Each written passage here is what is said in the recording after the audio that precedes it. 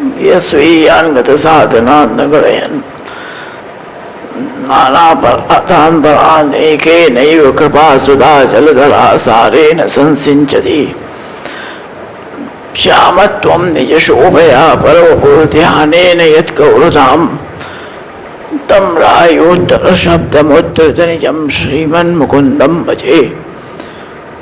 श्रीमद्गोपाललालं मृगमदविलसद्बालमालं कृतस्व स्वामिन्या सुस्मितास्यं ललितगतिलसन्मालगोपालबालं वीणो विन्यस्तहस्तं रतिपदिमदरस्वर्णगात्रं सुनेत्रं रासक्रीडादिलोलं सुललितवसनं राधिकेशं नमामि।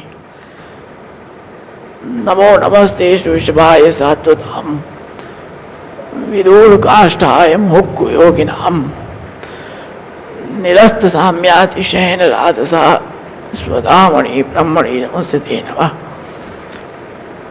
श्रीमदाचार्यचरणं शरणं सर्वदेहिनां समस्तदोषहननं मस्तके राजतां मम। प्रभो नंदकुमारो मे स्वामिने वृषभानुजा कृतार्थोऽहं कृतार्थोऽहं कृतार्थोऽहं न संशयः।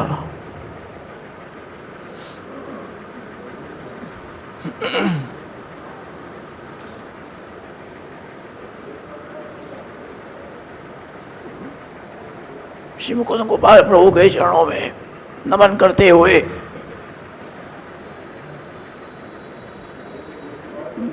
जगत गुरु श्री वल्लभाचार्य के चरणों में नमन करते हुए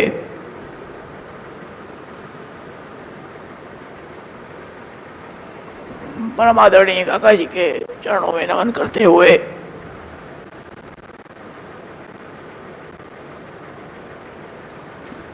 सभी उपस्थित परम भाग्यवान वैष्णवजन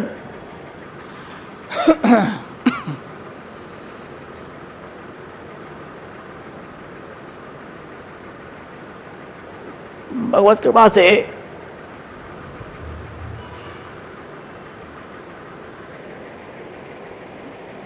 शिक्षा पथ के क्रम में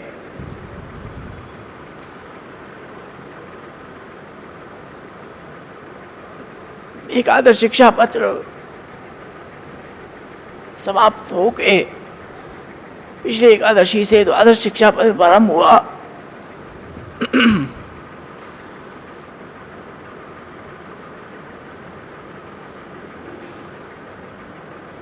द्वादश शिक्षा पत्र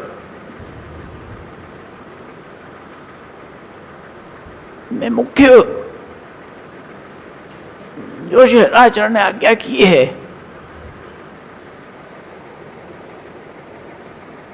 कि प्रत्येक जीव मात्र को किस प्रकार से विरह की भावना अपने अंदर किस प्रकार से करना, उसको यहाँ पर बताया गया है।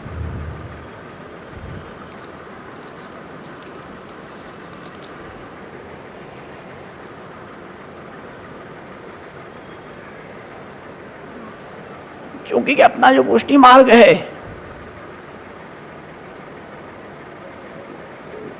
ये पुष्टि मार्ग फिर आत्मक मार्ग है। जब तक विरह का दान नहीं होगा तब तक प्रभु अपने स्वरूपानंद का दान और जो मुख्य फल है उसकी प्राप्ति उस जीव को नहीं हो सकती।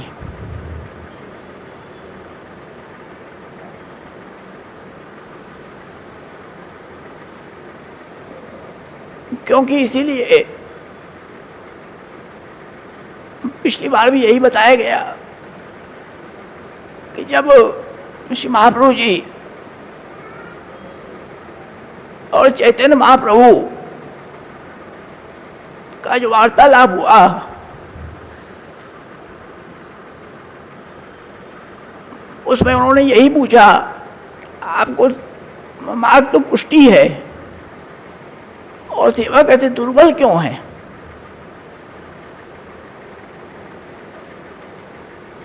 तब आचार्य चरण ने यही आज्ञा किया कि हमने तो बहुत बरजियो या मार्ग में मत पड़ो, परंतु नहीं माने वाको फल भोगत है।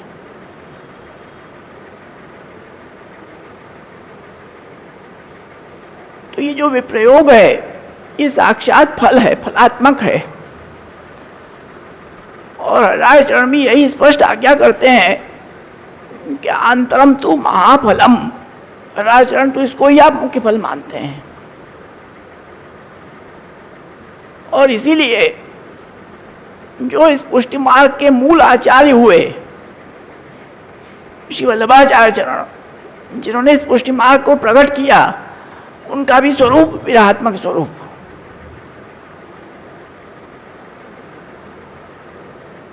जो स्वामी जी और ठाकुर जी के हृदय में एक दूसरे के प्रति जो विरह, उसका ही प्राकट्य है श्री महाप्रभु जी का। इसलिए आपका भी स्वरूप वही विरहात्मक स्वरूप है। और जब ब्रह्म संबंध के द्वारा जब जीवों को भगवत अंगीकृति होती है, तो ब्रह्म संबंध भी जो है वो भी विरह का ही दान है। ये भी यमनाष्टक में स्पष्ट आज्ञा करते हैं राय चरण। अस्मदाचार्य वर्यास्तु ब्रह्म संबंध कारणात् तापक क्लेश प्रदानेन भक्तानां भाववर्धकाः। जब ब्रह्म संबंध उस जीव को दिया जाता है प्रभु के सन्मुख, वो श्री महाप्रभु जी की आड़ी से ही है, चाहे कोई भी दे। उस आचार्य चरण की कृपा उनकी आड़ी से ही होता है, आप ही प्रदान करते हैं। हमारे आप में किसी में सामर्थ्य नहीं है, वो श्री वल्लभाचार्य चरण की कृपा से होता है। और जब वो ब्रह्म संबंध होता है उस जीव को, तब उसको तापक क्लेश का ही दान किया जाता है। जब उसको तापक क्लेश होगा तब उसको वह मार्ग स्फुरेगा और तब प्रभु की कृपा होगी, उसके पहले नहीं हो सकती है।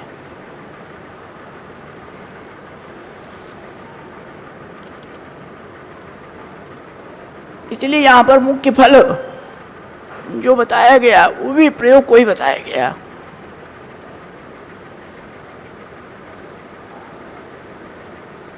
जब भगवत विरह हमारे हृदय में जब होता है, वो विरह कैसा कि प्रभु की सेवा करते करते भी विरह हो रहा है। प्रभु सन्मुख हैं, हम उनकी सेवा भी कर रहे हैं, और सेवा करते करते भी विप्रयोग कि प्रभु कहीं पधार न जाए, प्रभु हमसे कैसे सेवा ले रहे, कैसे सेवा लेंगे कि नहीं लेंगे। उस समय भी हमें उस विप्रयोग का ही चिंतन चले। जब वो प्रयोग की स्थिति जब हमारे अंदर बढ़ जाएगी, तब प्रभु हमें फल प्रदान करेंगे। आता है ना षोडश ग्रंथ में, क्लिष्यमानान् जनान् दृष्ट्वा कृपा युक्तो यदा भवेत् तदा सर्वं सदानंदम हृदिस्थं निर्गतम बहिः। आज जैसे उदाहरण के लिए अपन समझें, आजकल वो चलता है ना, अपन जाते हैं कहीं मसाज वसाज कराते हैं, तो उसके बाद एक हीट रूम होता है, उस हीट रूम के अंदर बैठाया जाता है। मालिश करने के बाद उसका टेम्परेचर बढ़ा दिया जाता है, वो बंद कर दिया जाता है चारों तरफ से, उसकी हीटिंग बढ़ा दी जाती है। 10 से 15 मिनट बाद वो इतना हीट हो जाता है कि उसमें फिर घबरा के आदमी बाहर आ जाता है, फिर उसमें नहीं रह सकता। एक प्रक्रिया होती है। तो समझ लो उसी प्रकार से जब प्रभु का विप्रयोग, प्रभु का चिंतन, सतत विरह जब हमारे हृदय में बढ़ता है, क्योंकि हमारे हृदय में प्रभु विराजमान है, तो जब वो विप्रयोग जब हमारे हृदय में इतना बढ़ जाए, उसकी हीट इतनी हो जाए कि प्रभु उसमें रह न पावे, और जब प्रभु उसमें नहीं रह पाते, तब आप बाहर पधारते हैं, और तब संयोग का उसको दान होता है। जब उसकी स्थिति ऐसी होती है तब स्वयं प्रभु बाहर पधार जाते हैं और बाहर पधार के वो जो संयोग का दान करते हैं वो है मुख्य फल। इसलिए श्रीमद् भागवत में भी कहा गया कि गोपी नाम परमानंद आसीत गोविंद दर्शने श्रम युगसतम इव यासाम ये न विना भवत। और वो यहाँ पे भी इस शिक्षा पत्र में भी वही यहाँ पर काम रचना क्या कर रहे हैं कि वो विरह भाव जब हमारे अंदर उत्पन्न हो और उसके बाद जब प्रभु सम्मुख पधारे तब वो दर्शन उसका आनंद वो विशेष महापरम फल है। इसलिए यहाँ पर सबसे पहले जो श्लोक आया कि भावनीयम सदा चित्ते स्वामिनी जल्पितम मोह तापक क्लेशई रय मार्ग श्रीमदाचार्य पिता। अपने हृदय में सदा भावनी किस प्रकार की भावना करनी चाहिए, अपने मन से में प्रयोग नहीं कर सकते। स्वामिनी जल्पितम मोह, जिस प्रकार से विप्रयोग स्थिति में स्वामी जी बड़े भक्त हैं, इसमें सब स्वामी आ जाएंगी। ब्रज भक्तें जिस प्रकार से प्रभु का चिंतन करती हैं उसी प्रकार से हमें भी प्रभु का चिंतन करना है, अपने मन से नहीं करना है। जिस प्रकार से ब्रज भक्तों ने किया और स्वामी जी ने किया उस प्रकार से हमें बार बार सतत वो जल्पना हमको उस प्रकार से करनी है।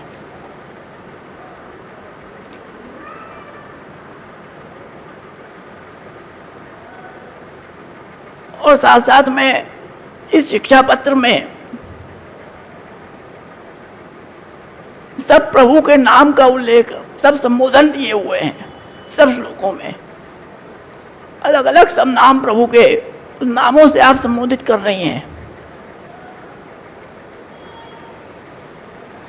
क्योंकि जो नाम है वो प्रभु के नाम, जब प्रभु के नाम लिए जाते हैं तो समस्त दुखों का वहां पर नाश हो जाता है। तो प्रभु का नाम,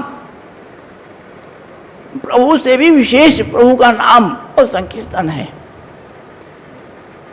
इसलिए श्रीमद् भागवत में भी आता है कि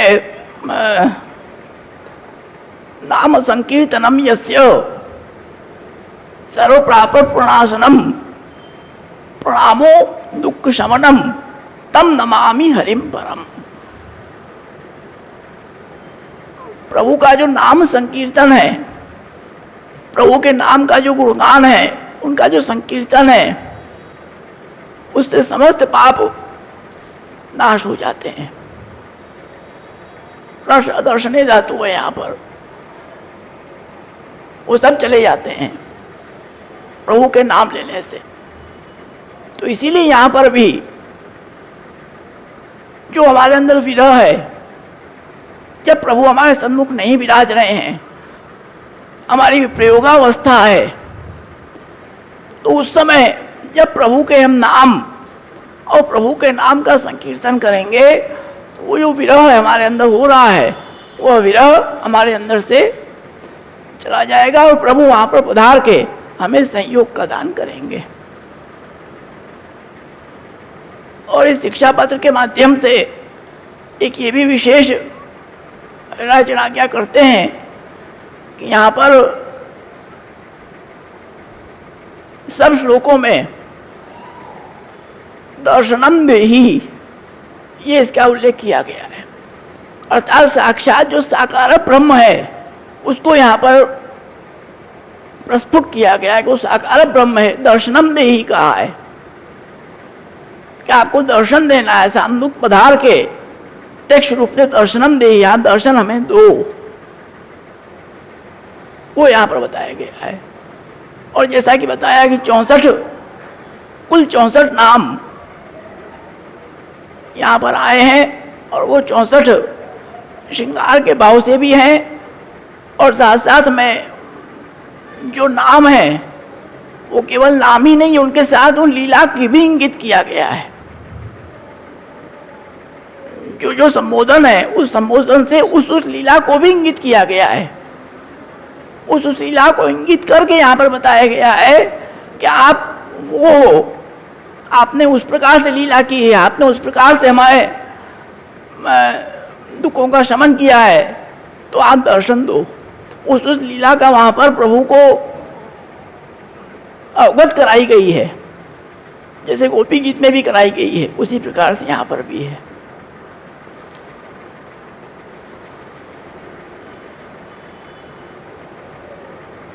उस दिन 2 श्लोक हुए थे अपने। तो प्रथम श्लोक है दर्शनम देहि से ही प्रारंभ किया है आपने कि दर्शनम देहि गोपीश गोकुलानंददायक गोविंद गोपवनित प्राणाधिप कृपानिधे। सबसे पहले गोपीश आया नाम। गोपीश नाम क्यों आया? वो इसलिए आया कि यहाँ पर आप स्वामी जी गोपीश कह के ये हमें बता रहे हैं कि आप संपूर्ण व्रज भक्तों के ईश हो। जिस प्रकार से एक राजा होता है, वो संपूर्ण प्रजा का कंट्रोल उसके हाथ में होता है, वो उस प्रजा को अपने हिसाब से चलाता है। तो आप यहाँ पर हमारे ईश हो, हम आपकी प्रजा हैं। तो जो राजा होता है वो अपनी प्रजा को सुखी ही देखता है, उसको सुख ही देता है, उसको कभी दुख नहीं देता। इसलिए सबसे पहले गोपीश कहा क्योंकि आप हमारे राजा हो, आप हमारे ईश हो, इसलिए आप हमारे सुख का विचार करना है आपको, हमारा सुख किस में है। इसलिए सबसे पहले गोपीश कहा कि आप संपूर्ण व्रज भक्तों के ईश हो। फिर कहा कि गोकुलानंददायक, समस्त गोकुल जो है उसको आप आनंद देने वाले हो, उस गोकुल में आनंद कराने वाले हो। आपका प्राकट्य हुआ तो संपूर्ण गोकुल में आनंद हुआ, आपने आनंद दिया।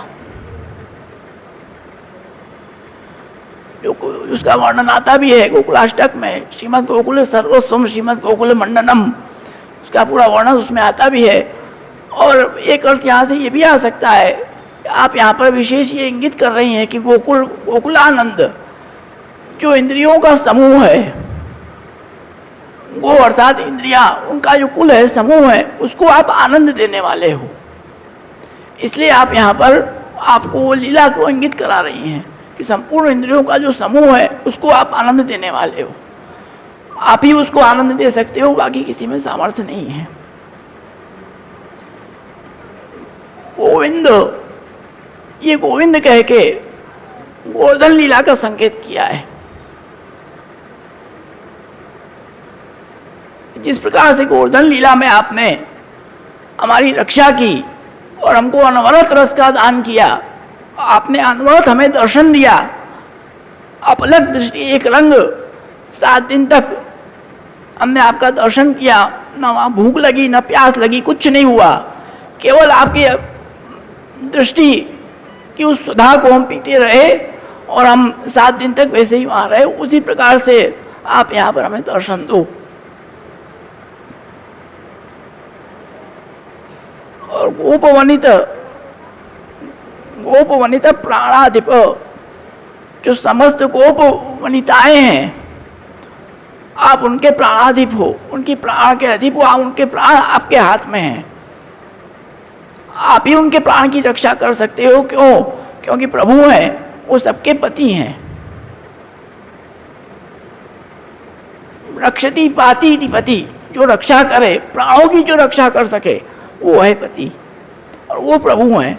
संपूर्ण गोप वनिताओं के प्राणाधिप आप हो और कृपा निधि है, आप कृपा के निधि हो।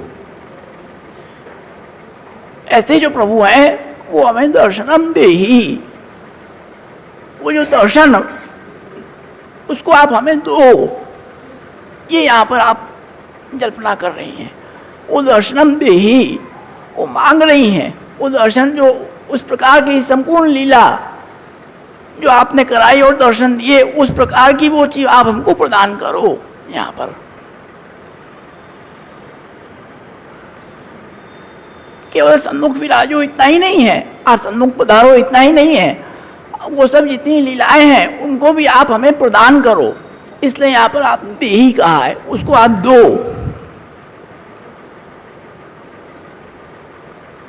फिर तीसरे श्लोक पे गोपाल पालित व्रज निज व्रज सुखाम बुधे परमानंद नंदादि रुचिरो संग लालित।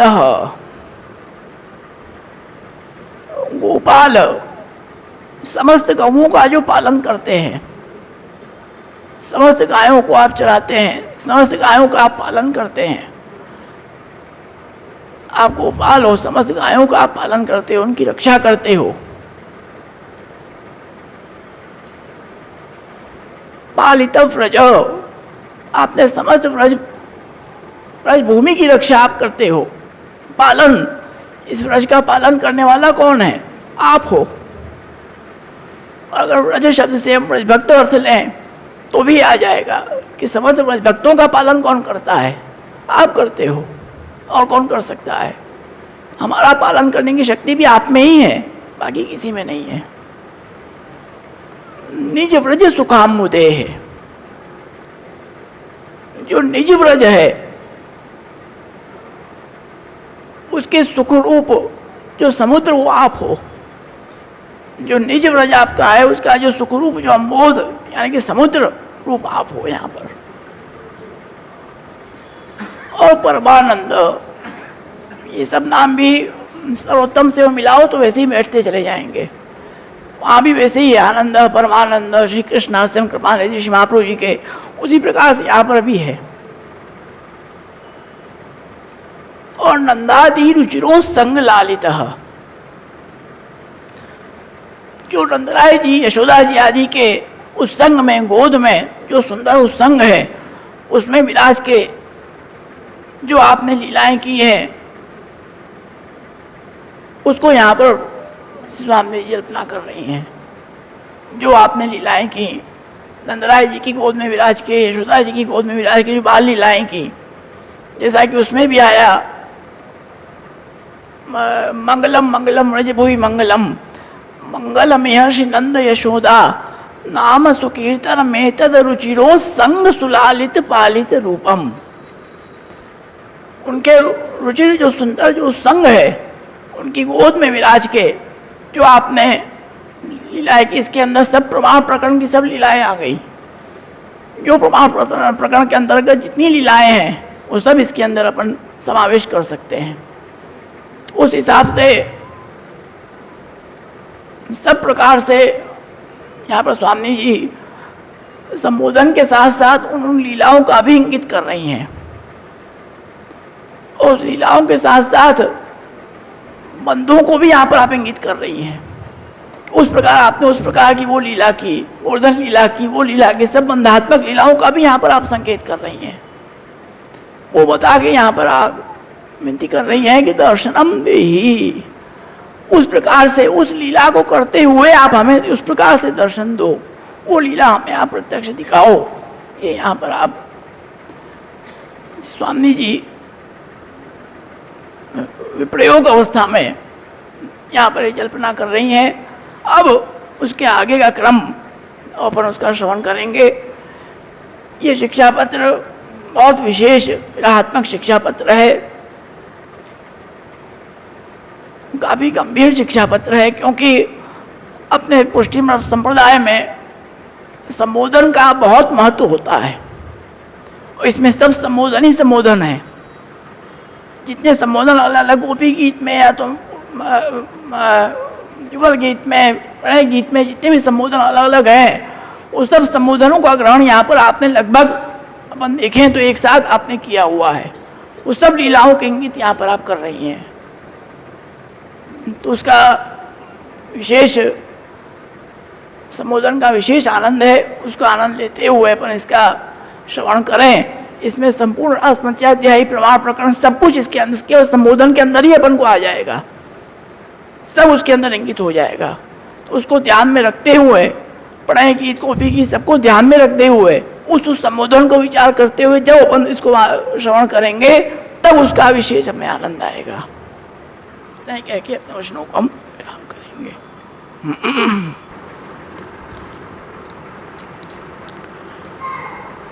संचिन्तयेद् भगवतश्चरणारविन्दं वज्राङ्कुशध्वज सरोरुलाञ्छनाढ्यम् उक्तुङ्गरक्तविलसन्नखचक्रवाल ज्योत्स्नाभिराहतमहद् हृदयान्तकारं यच्छौचनिःसृतसरित्प्रवरोदकेन तीर्थेन मूर्ध्नधिकृतेन शिवः शिवोऽभूत् ध्यातुर्मनःशमलशैलनिशिष्टवज्रं ध्यायेच्चिरं भगवतश्चरणारविन्दं वन्दे नन्दव्रजस्त्रीणां पादरेणुमभीक्ष्णसः यासां हरिकथोद्गीतं पुनाति भुवनत्रयं श्रीमदाचार्यचरणं शरणं सर्वदेहिनाम् अशेषदोषदहनं मस्तके राजतां मम न मंत्रेण तंत्रेण च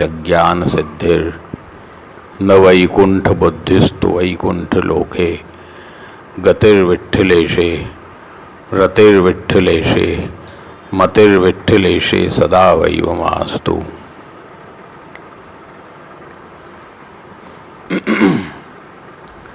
सर्वप्रथम श्री वल्लभ प्रभु के चरणों में वंदन करते हुए चिरंजीव बाबा साहब एवं उपस्थित परम भाग्यवान समग्र वैष्णवजन,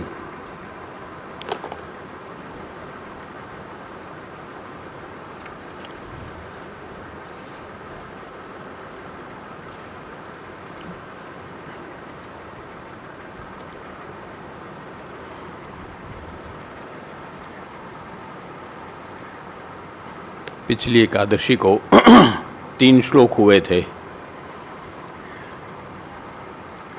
उसके आगे अपन चतुर्श्लोक से आज प्रारंभ करेंगे। उसके पहले एक थोड़ी सा स्पष्टीकरण कर दें कि प्रथम श्लोक में आया भावनीयम सदा चित्ते स्वामिनी जल्पितम मोह। यहाँ चित्त शब्द आया है, मन शब्द नहीं आया है। अपने यहाँ मन, बुद्धि, चित्त और अहंकार चारों अलग अलग वस्तु है। मन अलग है, बुद्धि अलग है, चित्त अलग है और अहंकार अलग है। जो भी तर्क वितर्क विषय ऊहापोह विषय जो भी होगा वो बुद्धि के अंतर्गत होगा, और जो संकल्प विकल्प होगा वो मन के अंतर्गत होगा। संकल्प विकल्पात्मक मन होता है, और अहंकार तो सब जानते ही हो। और चित्त जो है वो चित्त के अंदर भक्ति की स्थिरता होती है। वहाँ भी श्री वल्लभाचार्य चरण आज्ञा करते हैं कि चेतस तत्प्रवणम सेवा तत्सिद्ध्यै तनुवित्तजा। चेतस तत्प्रवणम सेवा, चित्त का प्रणव, जैसे अपन फूल में डोरा पिरोते हैं, इसी तरह चित्त को सेवा में पिरो देना। वहाँ भी चित्त ही आया, यहाँ भी चित्त ही आया, क्योंकि चित्त जो है वो चित्त कहता है शास्त्र, चित्त द्रव्यम ही जतुवत स्वभावात् कठिनात्मकम तापकैर्विषयैर्योगे द्रवत्वम प्रतिपद्यते। चित्त द्रव्य जो होता है वो कैसा होता है कि जतुवत, जतु कहते हैं लाख को, लाख में समझते हो ना, लाख को कहते हैं, जो स्वभावात कठिनात्मकम, स्वभाव से वो कठिन होता है, परंतु तापकैर विषयैर योगे, जब उसको तपाया जाता है तो द्रवत्वम प्रतिपद्यते, तो वो एकदम द्रव हो जाता है, रस बन जाता है। और जब वो रस बन जाता है, उस रस के अंदर जैसा आकार, जैसा रंग, जैसा तुम उसमें डाल दोगे वैसा ही वो स्थिर हो जाएगा। इसी तरह से चित्त के अंदर हमको स्वामिनी जल्पितम मोह, तापक क्लेश के द्वारा चित्त जब हमारा द्रवित होगा और उस द्रवित चित्त के अंदर भगवत स्वरूप जब स्थिर होगा तो वो भगवत स्वरूप स्थायी रूप में आकार बन जाएगा। इसलिए वहाँ चित्त शब्द का प्रयोग किया। दूसरा जो बाबा साहब ने कहा, सुंदर बात कही कि ये स्वामिनी जी द्वारा जल्पित है, इसलिए इसके सब रसात्मक भाव भी हैं, परंतु वो सब विचारणीय हैं। इसलिए यहाँ कहा जल्पितम, कथितम नहीं कहा, स्वामी के द्वारा कहे हुए नहीं कहा, जल्पितम कहा। जल्प किसको कहते हैं? उभय साधनवती विजिगीषु कथा जल्पः, जल्प कहते हैं उसको कि उभय साधनवती विजिगीषु कथा, दोनों जब एक दूसरे को पराजित करने के प्रयास करें उसको कहते हैं जल्प, उसका नाम है जल्प। उसमें अपने सिद्धांत के स्थापन का अथवा उसको हराने का या वो करने का कुछ नहीं हो, दोनों जने विजय का प्रयास करें एक दूसरे के पर, उसको कहते हैं जल्प।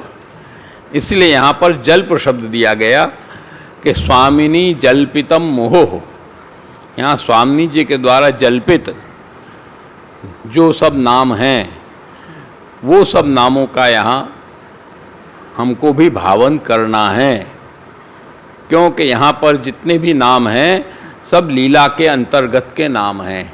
जैसे गोविंद नाम आया, गोविंद नाम गोवर्धन लीला से संबंधित है, तो वहाँ भी क्या है? विजिगीषु कथा ही है।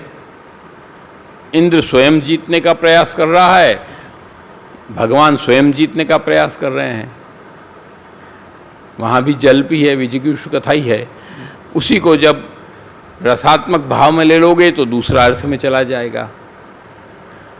तो इसी तरह से सब नामों का तात्पर्य वही यहाँ पर लिया जाएगा, परंतु वो तुरंत में तुरंत नहीं बात हो सकती, उसके लिए प्रयास करना पड़ता है। और पहले दिन भी हमने कहा था कि ये सब नाम बड़े गंभीर हैं, इन सब पर विचार हो और शांति से चर्चा हो, अध्ययन हो, स्वाध्याय हो, मंथन हो, तब जाके इन नामों का रसात्मक भाव भी खुले, ऐसे नहीं खुल सकता। तो यहाँ पर इसीलिए उसी दृष्टि से हमको सब नामों को लेना, एक बात। दूसरी बात, जो 64 नाम हैं उसमें कुछ विचारकों ने 68 नाम भी माना है, उस दिन भी हमने बात कही थी, परंतु यहाँ 64 नाम ही ग्रहण किया गया गोपेश्वर जी द्वारा, अपन वही लेकर चलेंगे। परंतु 68 नाम भी हैं, ऐसा भी कई चिंतक लोग इसको मानते हैं। तो 64 नाम में तो श्रृंगार का समन्वय बैठ गया, परंतु 68 नाम जहाँ अपन लेंगे तो वहाँ समन्वय कैसे बैठे? तो वहाँ अपन को फिर निरोध स्कंध से इसका समन्वय बैठाना पड़ेगा। निरोध स्कंध में जो अपन मंगलाचरण करते हैं, चतुर्भिश्च चतुर्भिश्च चतुर्भिश्च त्रिभिस्तथा षड्भेः, तो यहाँ पर चतुर्भि, प्रथम जो चतुर्भि है वो प्रथम स्कंध, दशम स्कंध के जन्म प्रकरण के 4 अध्याय से संबंधित है। वो चतुर्भि एक हुआ, तो ये एक हुआ क्योंकि जन्म प्रकरण के ही 4 अध्याय हैं, इसलिए एक माना जाएगा वो। उसके बाद का चतुर्भि 4 प्रकरण, तो 4 और 1 5 हुआ। उसके बाद फिर चतुर्भि, फिर 4 प्रकरण, तो हो गया तुम्हारे 5 और 4 9। उसके बाद आया त्रिभि 3 प्रकरण, तो 9 और 3 12। और उसके बाद षड्भि गुण प्रकरण 6, तो कितना हुआ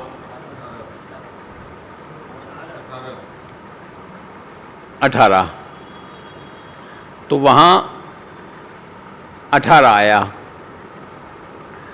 तो इस तरह से भी अपन इन नामों का 68 नामों का संयोजन पूरे निरोध स्कंध में भी कर सकते हैं, पर उसको बैठाना पड़े शांति से। उसको तुरंत में हम नहीं बता सकते, परंतु विचार करके उसको बैठाना पड़े कि सब में वो किस तरह से बैठता है, ऐसे उसको बैठाना पड़े अपन को। तो इस तरह से दोनों प्रकार इसमें अपन, प्रमुख प्रकार तो 64 का ही है, इसमें गोपेश्वर जी ने वही माना है।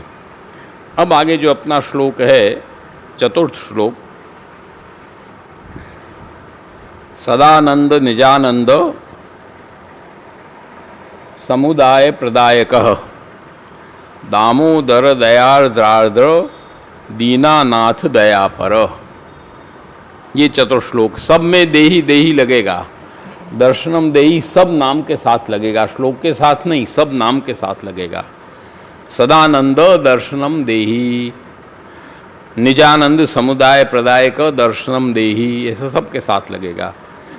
तो सदानंद नित्य प्रति आनंद में विराजने वाले,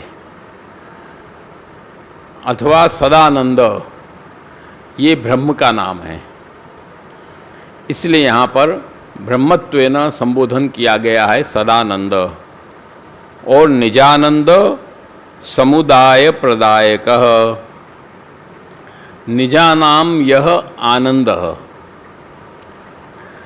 निजों का जो, अपने निज भक्तों का जो आनंद है, वो आनंद जो है वो कैसा है कि समुदाय, निज भक्तों के आनंद का समुदाय, संपूर्ण इंद्रियों से प्राप्त होने वाला जो आनंद, उसका जो समुदाय, समूह, उसको प्रदान करने वाले। उसमें अपन जो श्रास पंचाध्यायी का प्रारंभ की कारिकाएं हैं, वो कारिकाओं को अपन यहाँ ले सकते हैं कि वो है ना, कहीं है सर्वरात्रि, सब इंद्रियांशु जो है सौदन कारिका ने सर्वरात्रि। भगवता स संलापो दर्शनम मिलितस्य च आश्लेषसेवनम चापि स्पर्शश्चापि तथाविधः अधरामृतपानम च भोगो रोमोद्गमस्तथा तत्कूजितानां श्रवणम कहीं है आग्रहणम चापि सर्वथा, भूल रहे हैं थोड़ा।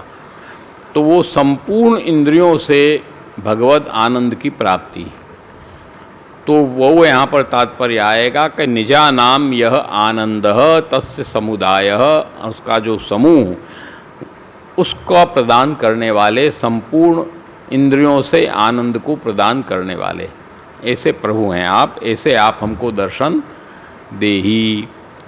फिर दामोदर, ये दामोदर लीला से संबंधित आवेगा, जो यशोदा जी ने बांध दिया ठाकुर जी को, उस लीला से यहाँ संबंधित आएगा कि दामोदर आप तो भक्त के वश्य हो, इसलिए आपको तो दर्शन देना पड़ेगा। वहाँ दामोदर लीला भक्त वश्यत्व की लीला है, इसलिए तो आया है कि कृष्णाधीना तो मर्यादा स्वाधीना पुष्टि रुचिते। कृष्णाधीना है वो मर्यादा है, कृष्ण के अधीन जो है वो तो मर्यादा है।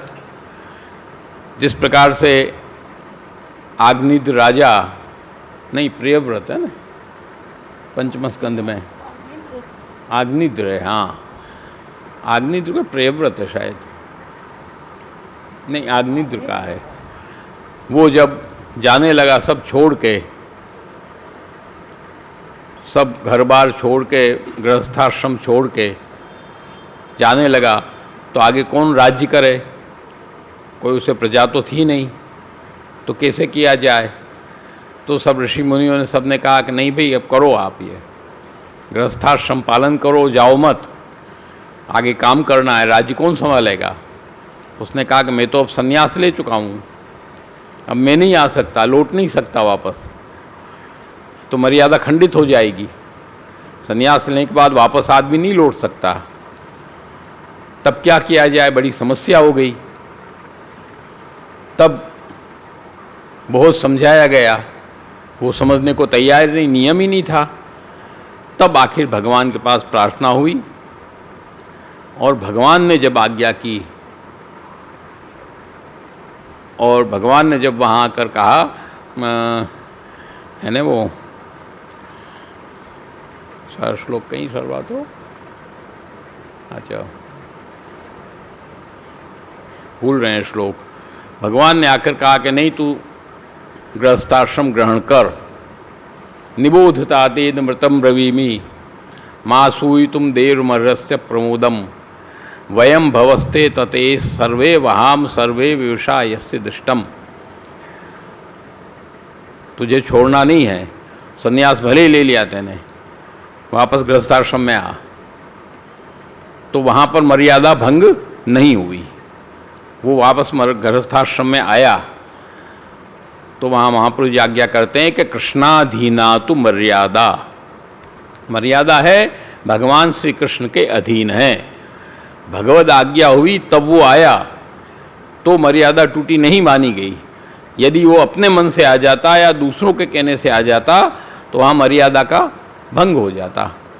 परंतु कृष्णाधीना तो मर्यादा, भगवान ने आज्ञा की, कर्ण का रथ का पहिया फंस गया है तो इसको मार, आज्ञा हुई कि नहीं हुई वहाँ, तो वहाँ उसने मारा, तो वहाँ मर्यादा भंग नहीं हुई। द्रोणाचार्य समाधि लगाकर बैठे, अश्वत्थामा हतः कहा गया, अश्वत्थामा मर गया है, तो वहाँ पर वो समाधि लगाकर बैठे, तो उस समय अर्जुन ने प्रहार किया, हाँ धृष्टद्युम्न ने प्रहार किया, भगवद आज्ञा, कृष्णाधीना तो मर्यादा, वहाँ मर्यादा भंग नहीं हुई। भीष्म पितामह शिखंडी को आगे रख के अर्जुन ने वार किया, वहाँ भी मर्यादा भंग नहीं हुई, क्यों कृष्णाधीना तो मर्यादा। और स्वाधीना पुष्टि रुच्यते, स्व मतलब भक्त के अधीन जब हो जाए तो पुष्टि है। वहाँ यशोदा जी ने बांधा तो प्रभु बंध गए। जो नित्य शुद्ध बुद्ध मुक्त स्वभाव हैं, ब्रह्म कैसा है, नित्य मुक्त स्वभाव है, ब्रह्म कभी बंध ही नहीं सकता, वो तो नित्य मुक्त है, वो भी बंध गया। क्योंकि स्वाधीना, अपने जो स्वजन हैं उनके प्रभु अधीन है। वशे कुर्वन्ति माम भक्त्या सस्त्रिय सत्पतिम यथा। तो यहाँ पर दामोदर लीला का स्मरण कराकर स्वामी जी आज्ञा कर रहे हैं कि आप तो हमसे बंधे हुए हो, इसलिए दर्शनम देही। दयार्द्रार्द्र, दया से आर्द्र,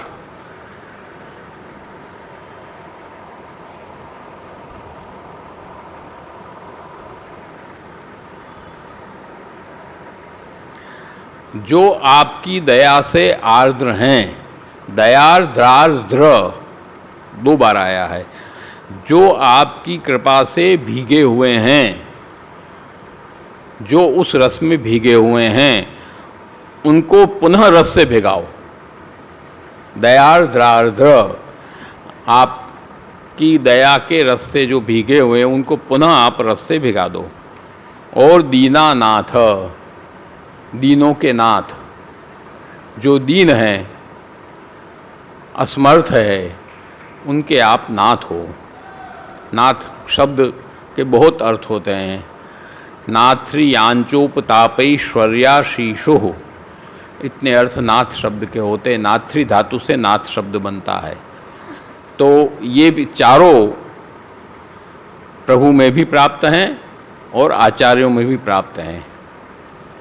यांचा, उपताप, ऐश्वर्य और आशीष, चार शब्द होते हैं नाथ, अर्थ होते हैं नाथ शब्द के। पहले यांचा, प्रभु चाहते हैं कि भक्त दीनहीन होकर हमारी याचना करे। प्रभु ये चाहते हैं कि भक्त दास रूप में होकर हमारी याचना करे, हमारे पास आवे। जब वो उसके पास जाता है तो उपताप, उसको तापक क्लेश का दान होता है, विरह का दान होता है। और जब विरह का दान हो जाता है तो ऐश्वर्य, उसको संयोग का दान होता है, फल की प्राप्ति होती है। और वो जब फल की प्राप्ति हो जाती है तो आशी ही, वो फल चिरस्थायी बना रहे, इसके लिए आशीर्वाद है। तो दीनानाथ, ऐसे जो दीन हैं उनके आप नाथ हो, अर्थात आप हमको चारों प्रकार का दान करो। दीनानाथ दया पर, आप दयालु हो, दया पर हो आप, इसलिए सब तरफ से आप हमारी रक्षा करो। इसमें सब में देही देही दर्शनम देही सब में लगेगा। उसके बाद पंचम श्लोक आया, पुरुषोत्तम सर्वांग रुचिर प्रेम पूरित अनंग रूप परम प्रिय गोप वधूपते। पुरुषोत्तम, आप पुरुषोत्तम हैं। एक पुरुष भी लौकिक में भी अपने परिवार का, अपने स्त्री का, अपने बच्चों का पालन करता है, उनको कष्ट नहीं देता। तो आप तो स्मात् क्षमति तो हम अक्षरादभिचोत्तम अतोस्मि लोके वेदे च प्रसिद्ध पुरुषोत्तम, आप तो पुरुषोत्तम हो, आपको तो करना ही चाहिए। आप नहीं कर सकते ऐसा सवाल ही नहीं है, आपको तो करना आवश्यक है। पुरुषोत्तम सर्वांग रुचिर, सब आपके श्रेयंग से आप रुचिर हो। आपका कोई भी श्रेयंग ऐसा नहीं है कि जिसको दर्शन करके रुचि उत्पन्न न हो। प्रत्येक अंग में रुचि उत्पन्न होती है। आता है ना, रुचिर पद कमल श्री वल्लभाधीश के, कहीं आगे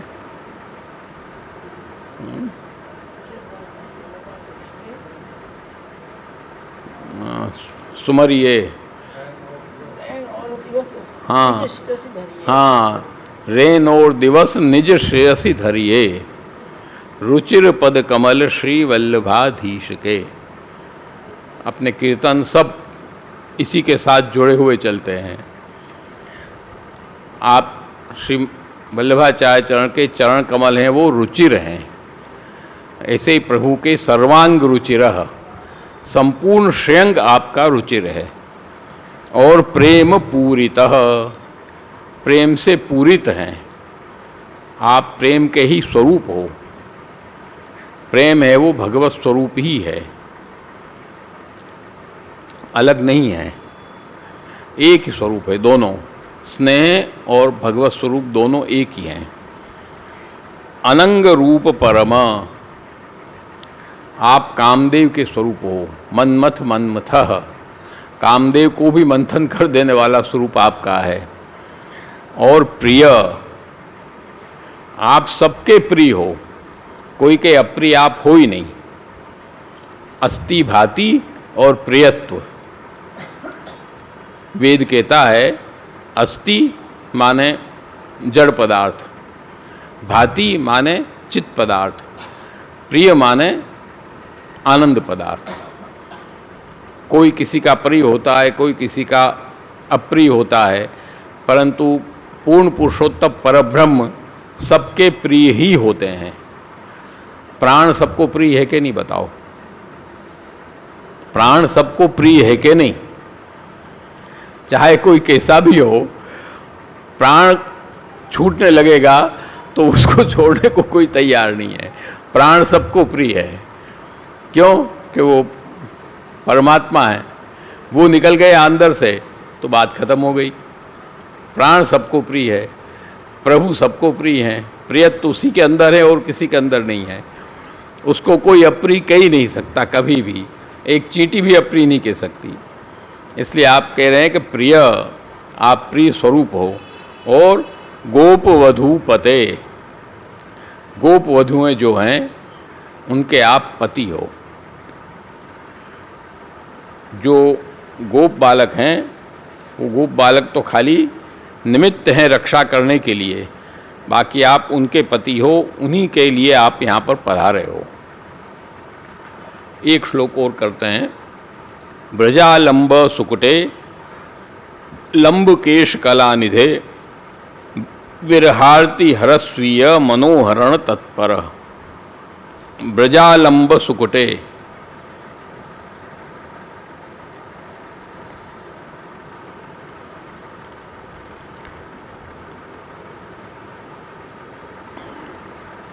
सुंदर कटी वाले, ऐसे आप ब्रज के आलिंबन हो। ये बड़ा रसात्मक नाम है और श्री गोवर्धन लीला से संबंधित नाम है। आज कोई वजन तुमको उठाना है तो कमर मजबूत चाहिए। देखो, कमर मजबूत नहीं है तुम्हारी तो तुम कोई वजन उठा सकते हो? वजन नहीं उठा सकते। भाई कमर में दर्द है, हम वजन नहीं उठा सकते। होता है कि नहीं होता है? तो सुकटे, सुंदरा कटे ही, ऐसी भोंपी कमर किसी की हो जाए उससे मतलब नहीं होता है। आजकल वही दशा है। आजकल सब जगह मोटापे की समस्या है। कटी कैसी चाहिए कि पतली? सिंह की कटी कैसी होती है? पतली होती है और वक्षस्थल चौड़ा होता है। तो ब्रजालंब, ब्रज के आप आलंबन हो। क्योंकि सुकटे, आपकी कटी क्षीण है, पतली है, सुंदर है।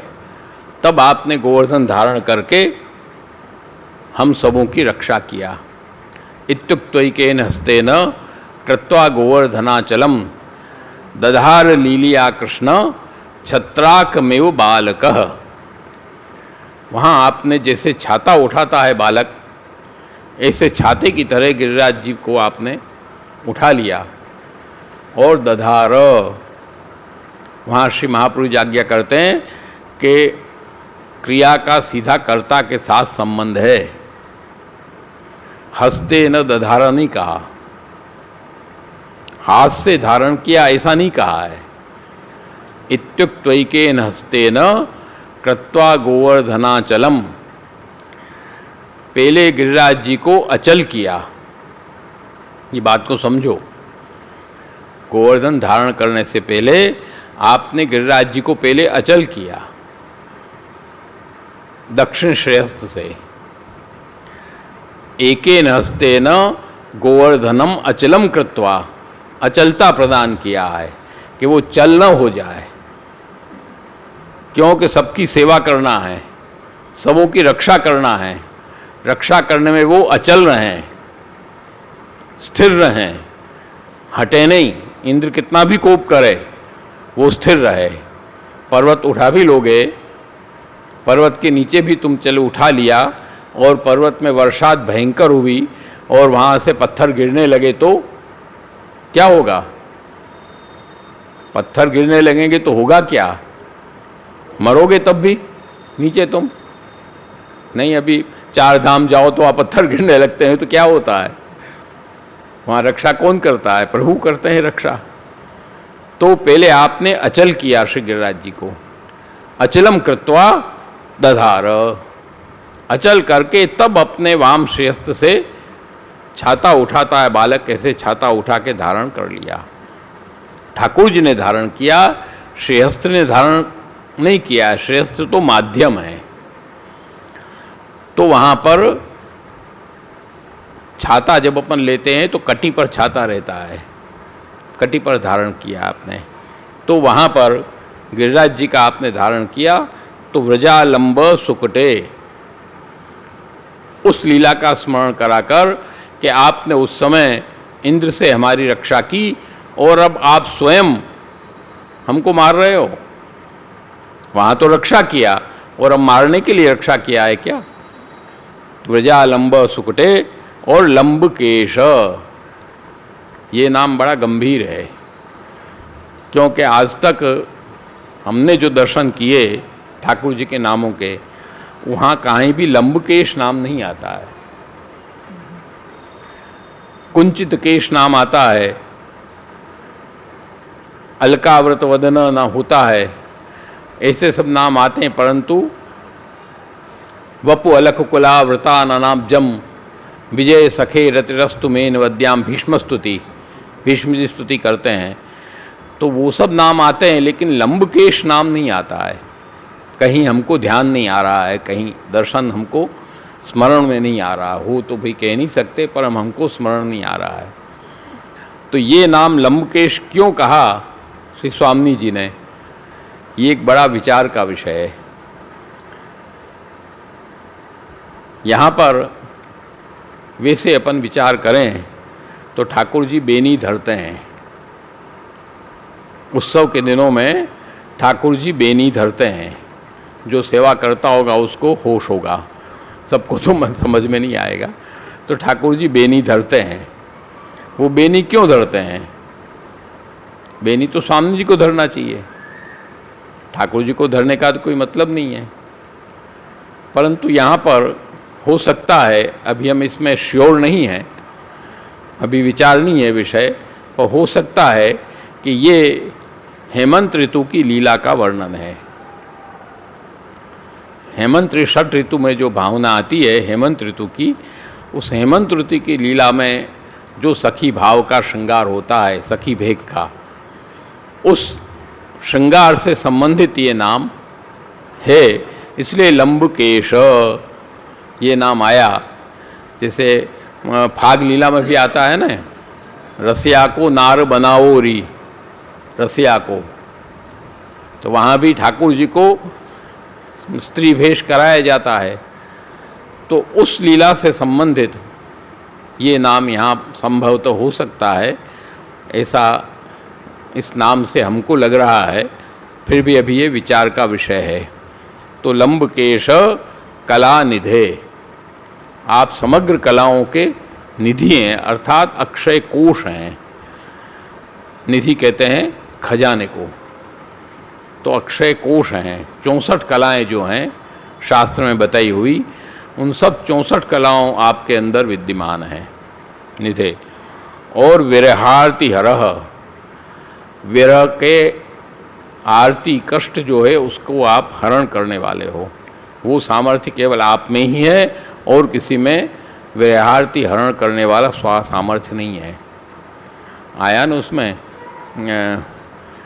अपने वो है ना, छबीले लाल की बानिक बरनी ने जाई, कहीं है, उत्थापन भोग का पद है।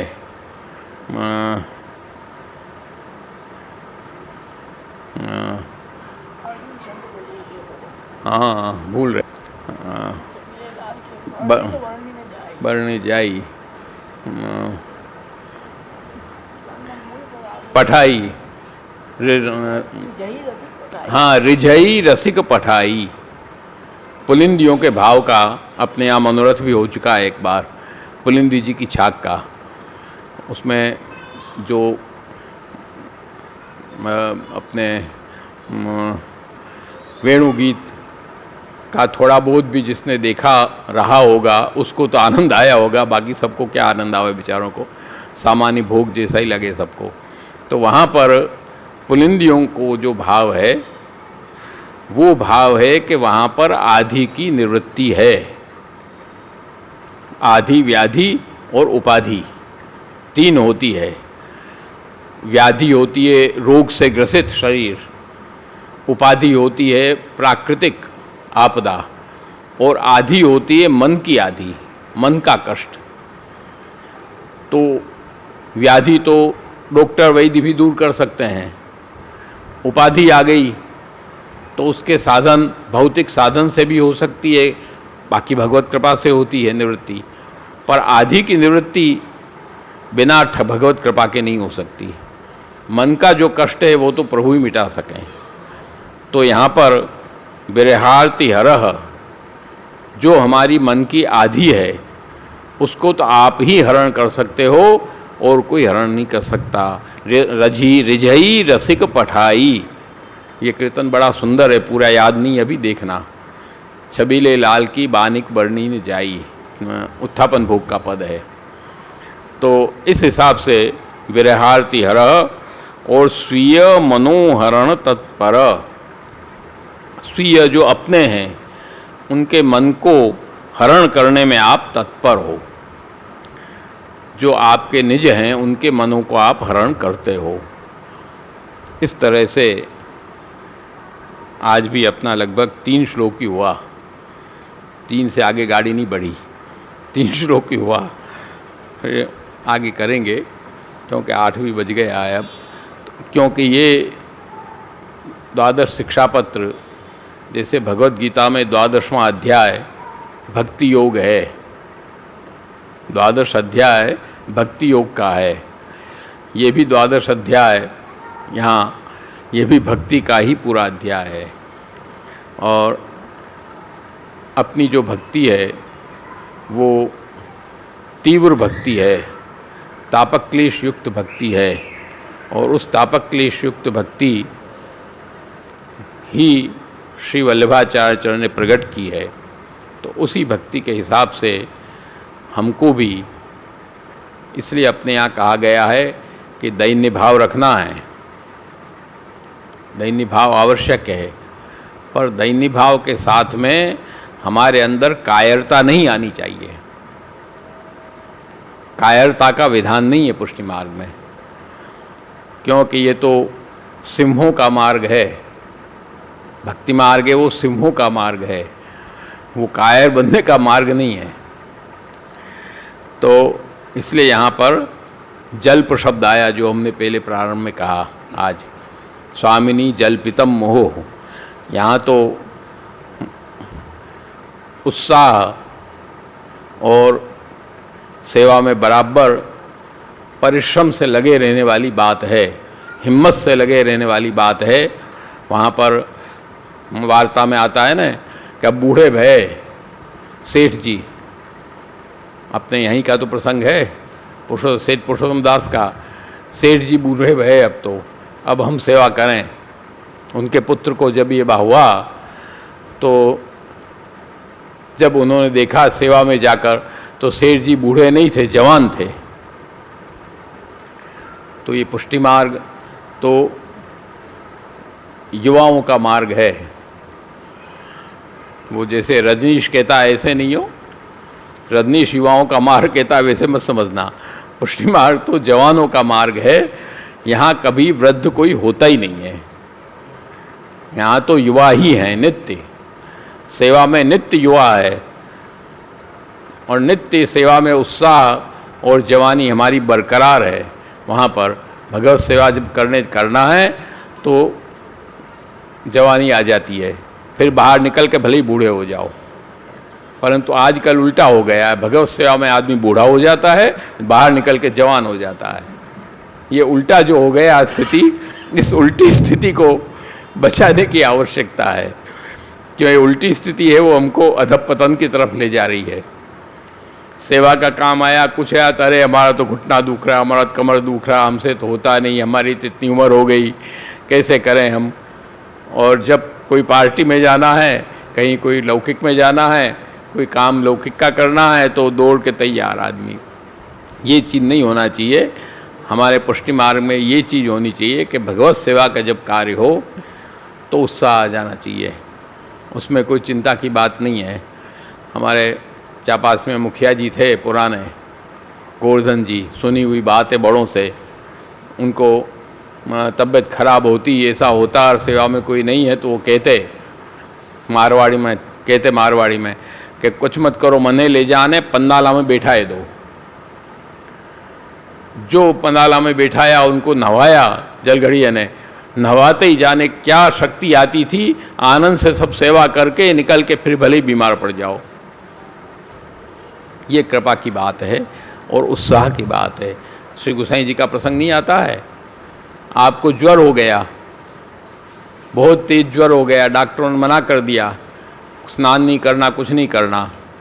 अब सेवा का समय आया, तुरंत आपने अपना उपरना उतारा और शैया पर सुलाया और आप सेवा में पधारे। ज्वर वर सब खत्म, वो उपरना में आ गया ज्वर, उसका भी सम्मान किया आपने और वापस पधारे। पधार के उपरना ओढ़ के फिर बिराजे। ये नहीं कि एक बार छूट गया तब छोड़ दो इसको, अपन को ऐसी शक्ति मिल जाए दोबारा अपन ओढ़ेंगे ही नहीं उपरना, पर ये नहीं, पधार के फिर उपरना ओढ़ कर आप पोड़ गए, फिर सेवा में पधारे तो उपरना रख के पधारे। तो कहने का तात्पर्य है कि पुष्टि मार्ग है, जवानों का मार्ग है, युवाओं का मार्ग है। भगवत सेवा में हमको नित्य युवा रहना है और युवा रहकर ही वहाँ हम आनंद की प्राप्ति कर सकते हैं। इसलिए नित्य उत्साह। इसलिए तो उद्धव जी, उद्धवः उत्सवः, उद्धव है ही उत्सव का नाम है, उत्साह होना चाहिए अंदर। इसलिए तो उद्धव जी को भेजा वहाँ पर भगवान ने सब ब्रज भक्तों के पास में। तो इस तरह से इन सब नामों का जो उच्चारण है वो भी हमको खूब उत्साह के साथ और जोश के साथ करना है।